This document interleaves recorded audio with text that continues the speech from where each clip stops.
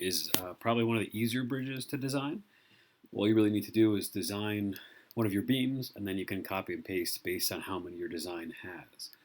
Um, so the easiest way would probably be to use the part design, create a new body, and we're going to call this beam 1. And we're going to go ahead and sketch it. Now, the easiest way would actually probably be to view this from the front, looking directly at the beam. Now, I believe we use the XZ plane. I believe most of the beam bridges that I saw people design were I-beam bridges. But no matter what the shape of your beam, you could certainly play around with that. So I will show you how to do an I-beam bridge. Near the end, I'll just quickly explain how to do a box beam bridge as well, in case anyone did a box beam.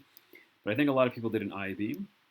So what I will do is I will zoom out here, and I am assuming that this I-beam would be made of 3 popsicle sticks. A popsicle stick at the top, a popsicle stick in the middle, or more, and then one popsicle stick at the end, at the bottom.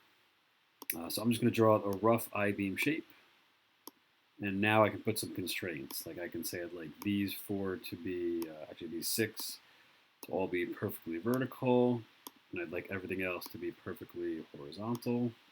And then it's really just a matter of putting in whatever dimensions I have. So assuming that each of these top and bottom pieces, or what they call as flanges, if these are 1 popsicle stick, just guessing here, each popsicle stick is 0.2 inches. So if I make each of these sides 0.2 inches in thickness, this should represent 1 popsicle stick. The thickness across here as well, assuming that that is 1 popsicle stick, would also be 0.2. So again, I'm assuming that there's popsicle sticks going down here and then a popsicle stick going here. Now, if you have 1 popsicle stick, this would only be 0.5 because the width of 1 popsicle stick is 0.5 inches. And in this case, 0.5 inches. All right, so it's already 0.15. Now, if you want to hide some of these constraints, you'll notice it's starting to get kind of messy here with all of these measurements. You click on the first constraint in this list down here. You go to the bottom, hold down Shift and click the bottom. Then I can just hold Control and click on that blue area, and I can just hide my constraints. It makes things look a little bit easier. So what we want to take a look at now is we kind of want these to be the same distance apart. So I'm going to say I want this to be equal to this, and I want this to be equal to this. And last but not least, we should say that this top piece should not be 2 inches wide. That should be 0.5. And this should be 0.5. So what we've basically done here, and I'll turn off these constraints real quick because it's hard to see what's going on. What we've basically represented here is we've represented a beam that's made up of 1 popsicle stick in this direction, 1 popsicle stick, and then 1 popsicle stick turned sideways and then glued in between them to build a beam. If you have multiple popsicle sticks, then this might be longer, these might be wider. It's up to you, but for right now, I'm assuming 1 popsicle stick, 1 popsicle stick, and 1 popsicle stick to build my beam. So if that's the case, now that everything is symmetrical, I can come here and I can close my sketch, and I get that cross section of the I-beam. Now all I need to do is pad my sketch, and in this case, you're assuming your beam runs the entire length of the bridge. That means that these beams should be 2 feet long to cover that span, or 24 inches. So now what I basically have created is I've created this small beam. Now granted, this would be the combination of 3 popsicle sticks, and then I'd have to glue a bunch of them together. But I now essentially have my beam. So what I need to do, we'll hit OK here. I'll view this from the front, and I don't know how many beams yours will call for, but I will Command C and Command V to paste a second beam, and I will move this, I'll move that far apart. I will copy and paste that again for beam 3, and I can adjust that again. So I'll use 4 beams here by just copying and pasting. Again, your design may be different.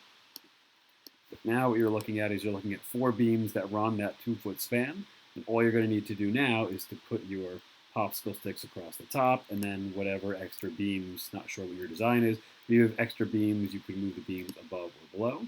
But essentially all I would need now would probably be the bridge deck, and that would give me my beam bridge. I will show how to kind of finish that off in the next video, but as long as you get the dimensions or the cross section of your first beam properly done, then you're able to kind of finish this up. If someone wanted to do a box beam, as I said, I'll explain it very quickly. I'm going to make a new part. I'm going to turn these 4 off.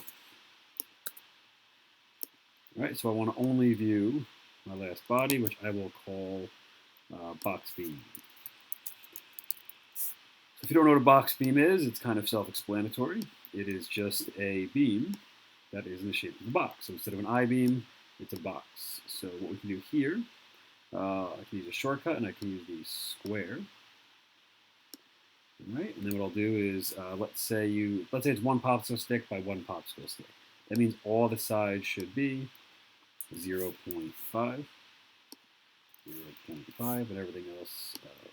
Whoops, sorry, I need the vertical, not the horizontal, 0.5. So that gives me that box there, and then what I need to do is I need to put a smaller box inside to represent the fact that these are being cut out. So all I need to do is make sure that this is evenly spaced from the top vertically. Actually, let me make it equals. I cannot do equals, so let me go ahead and make sure that by adding a point on here and here, and here and here, I should be able to snap those using this tool.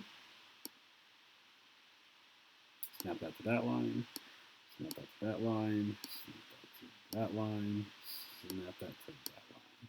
All right, so what I can do is I can just make sure that these are roughly the same distances. So this is coming out to 74,000, so I'll make it 80. And I'll make these two 80. And then I will add these as well. I just need to make sure the measurement on all 4 sides is the same.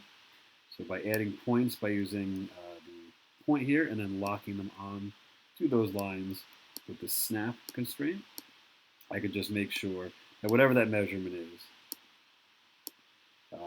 it's the same for all. So in this case, I'm just using 80 thousandths, but you would probably want to use 0.5 because, I'm sorry, 0.2 because that is the thickness of the popsicle stick.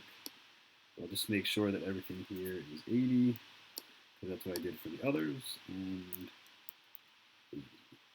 All right, so, oops, this one should be vertical, not horizontal. All right, so now I've got my symmetrical beam. All I need to do is close my sketch. And now I can pad this. And same as before, I want this to be 24 inches long, or 2 feet. And now you have the same thing we had before, but this is a box beam. So if you're going to build box beams instead, we can hit OK. And then I can do the same thing. I can copy, I can paste, and then I can quite simply move these further up.